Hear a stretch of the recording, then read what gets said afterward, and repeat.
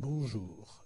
Nous allons discuter du traitement hormonal du cancer de la prostate. À mes côtés, les professeurs d'urologie Olivier Cusneau, qui dirige le CEREP, une équipe universitaire qui se consacre à la génétique des maladies prostatiques au Génopole d'Evry, et le professeur Dominique Chopin, qui dirige le centre de recherche chirurgicale de l'hôpital Henri Mondor, qui se consacre essentiellement à la mise au point de nouveaux traitements des tumeurs prostatiques. Hercule, prototype de la virilité, s'il vivait assez longtemps, il développerait probablement une pathologie prostatique, comme le ferait d'ailleurs le lion qu'il est en train de terrasser. À l'opposé, Olympia de Manet, que nous voyons maintenant, pourrait être, cette belle femme dépourvue de poils, l'exemple d'un homme génétique, porteur de testicules que dissimule la main gauche, et qui ne développe aucun caractère masculin en raison d'une mutation du récepteur des androgènes qui le rend insensible aux hormones testiculaires. On voit donc ainsi que le récepteur des androgènes et les hormones mâles sont indispensables au développement des caractères sexuels secondaires et en particulier à celui de la prostate.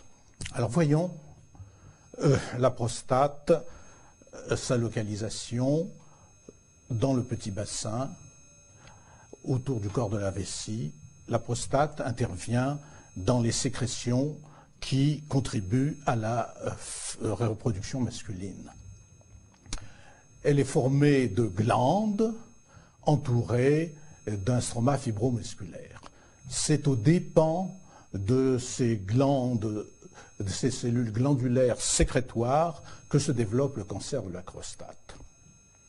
À la partie supérieure gauche de ce cliché, vous voyez que le cancer de la prostate se développe aux dépens de la zone périphérique de la prostate. C'est dire qu'il va pouvoir se développer longtemps, silencieusement, sans comprimer l'urétère et par conséquent sans entraîner de symptômes prostatiques. En fait, on sait que l'autopsie d'hommes âgés de plus de 80 ans, il existe dans 4 à 5e des cas un cancer de la prostate latent. Le passage à la progression survient évidemment dans un petit nombre de cas, et l'on sait que si le cancer latent est aussi répandu dans les différentes populations, en particulier asiatiques et occidentales, par contre, le passage au cancer progressif se fait beaucoup plus fréquemment dans le monde occidental. Cela souligne le fait qu'il doit exister des facteurs de prédisposition à la progression du cancer de la prostate, facteurs génétiques sur lesquels le professeur Cusneau va revenir. Que se passe-t-il lorsque, chez un animal adulte, on procède à l'ablation des testicules? C'est ce que nous allons voir dans un instant.